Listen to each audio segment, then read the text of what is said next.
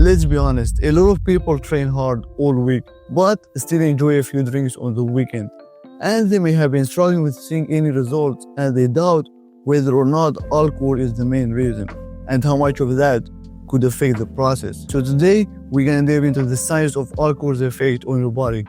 But first, let me answer a few questions that people keep asking. Does alcohol mess with metabolism and make it harder to lose fat? Does it affect the process of gaining muscle mass? Does it affect testosterone? Is there any smart way to drink without affecting results? And how does alcohol affect sleep and recovery? Starting with answering whether alcohol affects your fat loss process or not. But before I explain that, you should know that 1 gram of alcohol equals 7 calories, almost as much as fat, but with zero nutritional value. Research demonstrated that alcohol is treated as a toxin, so your body prioritizes metabolizing it over everything else, including fat burning, muscle repair, and nutrient absorption, and cannot be stored in your body, and therefore it has to be released out of your body before anything else. Meaning, your body has to get rid of alcohol before metabolizing anything like carbs, fat, or protein. Moreover, a small amount of alcohol can be turned into fat in the liver, and when the liver breaks down the alcohol, that can stop lipolysis, which is the fat burning process in other parts of the body. It is also known that alcohol is linked with increased appetite. You are way more likely to binge on junk food after drinking alcohol. Another 2014 study showed that alcohol consumption consumed with protein after an exercise session reduced protein synthesis by 24%, and alcohol consumed with carbs reduced it by 37%. Meaning, alcohol consumption with protein post-workout session could affect you less than when it is consumed with carbs.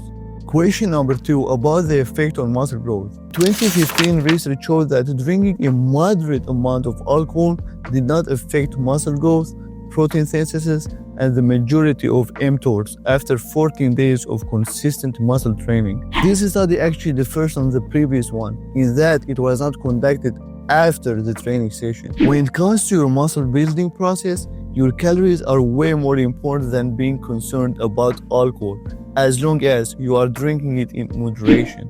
Meaning, alcohol itself is not ruining your progress, the excess calories are.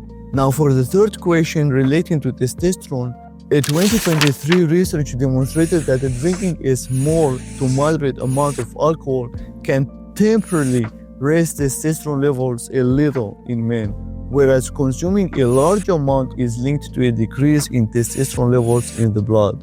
So in other words, you're gonna be fine as long as you are not binge drinking or drinking regularly in large amounts. Question number 4 of any smart way to drink it without affecting results. You are looking for a loophole, huh? Yes, there is actually a smart way to drink alcohol. We say that moderate amounts are okay, but large amounts are detrimental, right? But how much is moderate and how much is so much, like how much is large? Based on the National Institute of Alcohol Abuse and Alcoholism, you should limit that to 2 drinks for men and 1 drink for women per day, and not exceeding 8 to 10 drinks per week. Moderate means 2 drinks for a man and 1 drink for a woman. And now you may be asking how much is 1 drink, right? A standard drink contains approximately 14 grams of pure alcohol. This equates to 12 ounces of beer at 5% alcohol, or 5 ounces of wine at 12% alcohol, or 1.5 ounces of vodka or whiskey at 40% alcohol. Now, I think there is nothing vague about how much you should be drinking, right? Now let's move to the question of how does alcohol affect your sleep and recovery. You should know that REM, which stands for rapid eye movement sleep, is the stage of sleep where dreaming happens.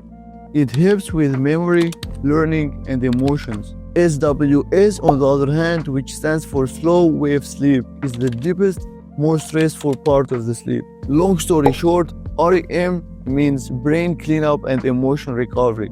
SWS means physical recovery. A 2014 research demonstrated that alcohol usually changes how we sleep by making us spend more time in slow wave sleep and less time in REM sleep during the first half of the night.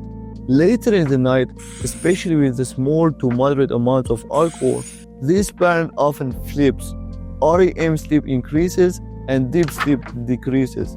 That means impaired muscle repair, reduced fat burning, and worse energy the next day. So either way, that may feel like you slept well, but that is indeed a good indicator of bad sleep quality. And actually, that may leave you so restless the next day in the morning. So alcohol doesn't automatically kill your gains, but it definitely holds them back, bro. The bottom line of the video is alcohol is packed with empty calories that have no nutritional value. Alcohol can be stored as fat in the liver because your body prioritizes metabolizing alcohol over any nutrient, thus stopping lipolysis, which is the process of burning fat. Alcohol is linked with increased appetite, so be careful about that. Alcohol consumed post-exercise reduces protein synthesis by 24%, so avoid drinking that after a training session. Your testosterone level gets a hit in case large amounts of alcohol are consumed, and vice versa. In case a small amount is consumed, it can boost your testosterone a little bit. Never exceed 8 to 10 drinks per week. Alcohol has a terrible effect on your sleep quality, so make sure you are drinking it in moderate amounts. And if you like the video and get value out of it, please stay generous and don't forget to like the video and subscribe to the channel. Until the next one, take care everybody. Bye bye.